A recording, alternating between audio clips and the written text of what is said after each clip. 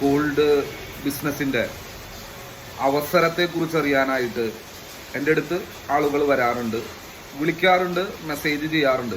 വിളിക്കുന്നവരുടെയും message ചെയ്യുന്നവരുടെയും ഇപ്പോൾ എനിക്ക് ശ്രദ്ധിക്കാൻ സമയം കിട്ടാറില്ല. കാരണം പുയ്യാറ ശ്രീ വിഷ്ണുമായ മഠത്തിലേക്ക് നേരിട്ട് തന്നെ കാണാൻ വരുന്ന ആൾക്കാരുടെ തിരക്ക് ഇപ്പോൾ കൂടുതലാണ്. അതുപോലെ തന്നെ ഗോൾഡ് ബിസിനസ്സിന്റെ വളരെ ജെന്യൂനായിട്ട് നമുക്ക് ആ ബിസിനസ് ചെയ്തുകൊണ്ട് എങ്ങനെ വിജയിക്കാം, എങ്ങനെ ഗോൾഡ് ബിസിനസ് നിങ്ങൾക്കും ചെയ്യാം, നമ്മൾ ഒരുമിച്ചൊരു പാർട്ട്ണറായിട്ട് ഒരു ബിസിനസ് അവസരത്തെ എങ്ങനെ ഉപയോഗിക്കാം എന്ന് വളരെ കൃത്യമായിട്ട് ഞാൻ അവരായിട്ട് ഡിസ്കസ് ചെയ്യാറുണ്ട്. ഈ വരുന്ന ഞായറാഴ്ച 27-ാം തീയതി പേൾ റീജൻസിയിൽ 6 മണിക്ക് നമ്മൾ ഒരു പ്രോഗ്രാം വെച്ചിട്ടുണ്ട്. അപ്പോൾ ആ പ്രോഗ്രാമിലേക്കും പറ്റാവുന്നവരെല്ലാവരും വരാനായിട്ട് ശ്രമിക്കുക.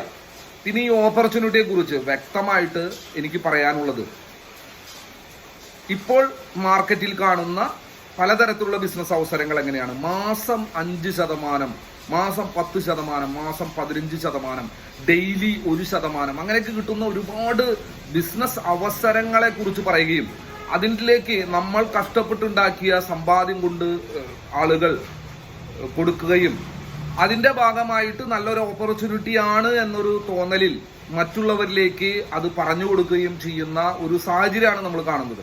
പക്ഷേ ഇത് തുടങ്ങുന്നവർക്കും അറിയാം ഇതൊരിക്കലും കൊടുക്കാനായിട്ട് സാധിക്കില്ല. അതായത് എൻ്റെ ഓണേഴ്സിന് അറിയാം ഇത് കൊടുക്കാനായിട്ട് സാധിക്കില്ല. എത്ര വലിയ ട്രേഡിംഗ് ആണ്, എത്ര വലിയ അവസരമാണെന്ന് അവർ ഘോരഘോരമായിട്ട് പറഞ്ഞാലും, ഇനി സ്പേസിൽ നിന്ന് കൊടുന്ന പുതിയൊരു അവസരമാണിതെന്ന് പറഞ്ഞാലും ഇതൊന്നും കൊടുക്കാൻ പറ്റില്ല എന്നുള്ളത് ഒരു സത്യമായ കാര്യമാണ്. 1, 2, 3 വർഷം അത് അവരുടെ ഒരു പെർട്ടിക്കുലർ ടൈം വരെ ഓടിച്ചുകൊണ്ട് അതിലേക്ക് മാക്സിമം ഫണ്ട് എത്തി ആ ഫണ്ടുമായിട്ട് ആൾക്കാർ പോകുന്നതാണ് കാണുന്നത്. അത് നമ്മൾ വർഷങ്ങളായിട്ട് കണ്ടുവരുന്ന ഒരു കാര്യമാണ്. എൻ്റെ ജീവിതത്തിലും ഞാൻ ഇങ്ങനെയുള്ള ഒരുപാട് പ്രശ്നങ്ങളിൽ പെട്ടിട്ടുണ്ട്. നമ്മളും പല സമയങ്ങളിൽ നമ്മളുടെ പ്രശ്നങ്ങളെയും പ്രാരാബ്ധങ്ങളെയും നമ്മളുടെ ബുദ്ധിമുട്ടുകളൊക്കെ ആലോചിക്കുമ്പോൾ എങ്ങനെയെങ്കിലും നമുക്ക് കുറച്ച് പൈസ ഉണ്ടാക്കണം, എങ്ങനെയെങ്കിലും പ്രശ്നങ്ങൾ തീർക്കണം എന്നൊക്കെ ചിന്തിച്ച് ചിലപ്പോൾ നമ്മൾ അതിന്റെ ഭാഗമാവും, പ്രലോഭിപ്പിക്കപ്പെടും.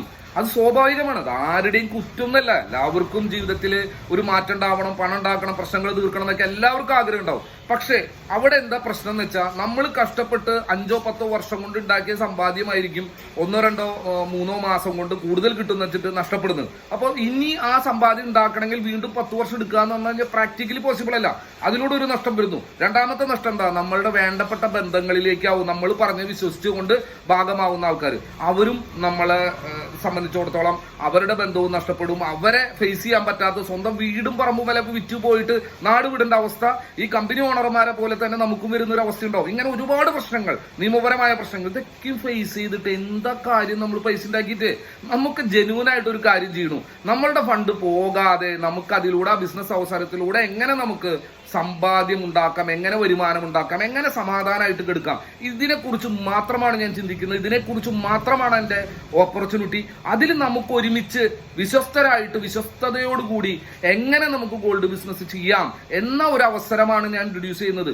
അതുകൊണ്ട് തന്നെ ഇത് ഭയങ്കര അട്രാക്ഷൻ ഉണ്ടാവും, നിങ്ങളെല്ലാവരും വന്ന് നമ്മുടെ ഭാഗമാവുമെന്നൊന്നും ഞാൻ പ്രതീക്ഷിക്കുന്നില്ല. പക്ഷേ നിങ്ങളുടെ പൈസയും നിങ്ങളുടെ ഇഫേർട്ടും ഇനിയും നഷ്ടപ്പെട്ടാൽ ഇത്രയും വലിയൊരു സാമ്പത്തിക ബാധ്യതകളിൽ നിന്ന് രക്ഷപ്പെടുക അത്ര എളുപ്പമൊന്നുമല്ല.